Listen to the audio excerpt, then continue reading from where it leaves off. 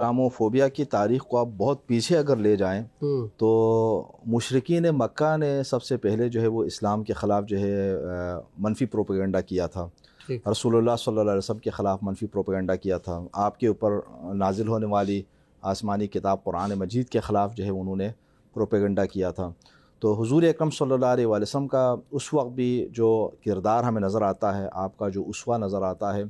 وہ ایسا ہے کہ آپ ان کے ساتھ اس طرح کے معاملات کے اندر اس طرح نہیں الجھتے کہ معاملات جو ہے وہ خراب ہو جائیں، بلکہ آپ حقیقی اسلام کو آپ ان کے سامنے پیش فرماتے ہیں، اپنے کردار کے ذریعے درست چیز کو آپ ان کے سامنے رکھ لیتے ہیں. آپ صلی اللہ علیہ وسلم کے کردار کے حوالے سے جیسے کہ مفتی صاحب نے بیان فرمایا، ایک آیت میں بھی آپ کے سامنے پیش کر لوں. قرآن کریم میں حضور اکرم کی صفات میں اللہ تعالیٰ نے یہ بھی فرمایا، لقد جاءکم رسول من انفسکم، کہ بتحقیق تمہارے پاس خود تم ہی میں سے ایک رسول آیا، عزیز علیہ ما عنتم، کہ تمہیں تکلیف میں دیکھنا، تمہیں مشکلات میں دیکھنا ان کے اوپر شاق گزرتا ہے. حریص علیکم، وہ تمہاری بھلائی کا نہایت خواہاں ہے، تمہارے ایمان کے وہ مشتاق ہیں. اور پھر بالمؤمنین رؤوف الرحیم، مومنین کے ساتھ وہ نہایت شفیق ہیں، مومنین کے ساتھ وہ نہایت مہربان ہیں.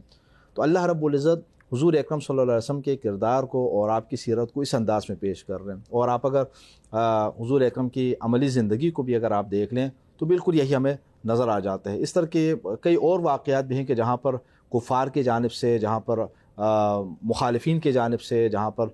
یہودیوں کی جانب سے سخت رویہ آپ کے ساتھ جو ہے وہ اپنایا گیا، لیکن اس کے باوجود آپ نے اپنے اخلاق کریمہ کا شاندار نہایت خوبصورت انداز میں آپ نے اظہار فرمایا، جس کے نتیجے میں ان کے اوپر جو ہے وہ باقاعدہ اثر بھی ہوا. اسی طرح کا ایک واقعہ یہ بھی ملتا ہے کہ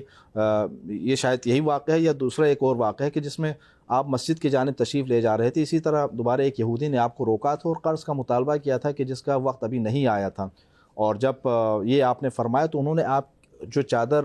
آپ نے پہنی ہوئی تھی اس کو آپ کے گلے کے اندر ڈال کر کھینچنے لگے حضور اکرم کی ذات مبارک کو. تو صحابہ کرام جو دیکھنے کے لیے تشریف وہاں پر لائے تو انہوں نے دیکھا کہ آپ صلی اللہ علیہ وسلم کے ساتھ یہ رویہ اختیار کیا جا رہا ہے، تو ظاہر ہے وہ مشتعل ہو گئے اور وہ اس کے حوالے سے جو ہے اقدام کرنا چاہتے، لیکن آپ نے روکا انہیں، آپ نے روکا اور وہاں پر سخت رویہ اختیار کرنے سے آپ نے منع فرمایا. تو روایات کے اندر ہے کہ آپ کی گردن مبارک کے اوپر باقاعدہ نشان تک بھی پڑ گئے تھے، لیکن اس کے باوجود آپ ذاتی اس طرح کے معاملات کے اندر کبھی بدلہ نہیں لیتے تھے، کسی سے انتقام نہیں لیتے تھے، انتقام کا جذبہ آپ کے اندر نہیں تھا. تو آپ صلی اللہ علیہ وسلم کا یہ جو حقیقی کردار ہے، یہ جو اسوہ ہے، اس کو آج اگر ہم دنیا کے سامنے اگر پیش کر لیں تو جو لوگ اسلام کے خلاف، رسول اللہ صلی اللہ علیہ وسلم کے خلاف جو پروپیگنڈا کر رہے ہیں، ان کا پروپیگنڈا جو وہ خود بخود ختم ہو جائے گا. کیونکہ جب ان ہستیوں کو غلط انداز میں بعض لوگ دنیا کے سامنے جب پیش کرنے کی کوشش کر، دنیا کے آپ دیکھیں نا،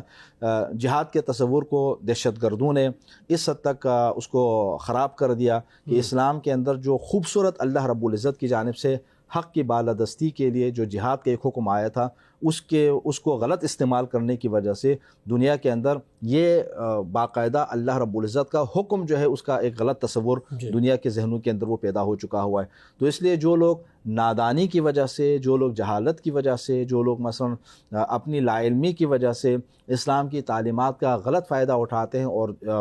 معاشرے کے اندر انتشار، معاشرے کے اندر دہشت گردی، معاشرے کے اندر فساد پھیلانے کی کوشش کرتے ہیں، وہ اسلام کو نقصان ہی پہنچا رہے ہوتے ہیں. یہ ہمارے ملک کے اندر بھی آپ اگر دیکھیں تو فتنۃ الخوارج کی جانب سے جو کارروائیاں کی جاتی ہیں، کبھی بلوچستان کے اندر، کبھی اسلام آباد میں، کبھی دیگر مقامات کے اوپر، کبھی فورسز کے اوپر ان کے حملے، تو وہ سب بظاہر اگر آپ دیکھ لیں تو دین کے نام پر یا اسلام کے نام پر وہ یہ کارروائیاں کر رہے ہوتے ہیں اور حقیقت میں وہ اسلام کو نقصان پہنچا رہے ہوتے ہیں. تو اس سے ایک اور بات یہ سامنے آ جاتی ہے، دین کی حقیقی معرفت انسان اپنے دل کے اندر اگر پیدا کر لینا تو اس کے بعد اس طرح کی غلط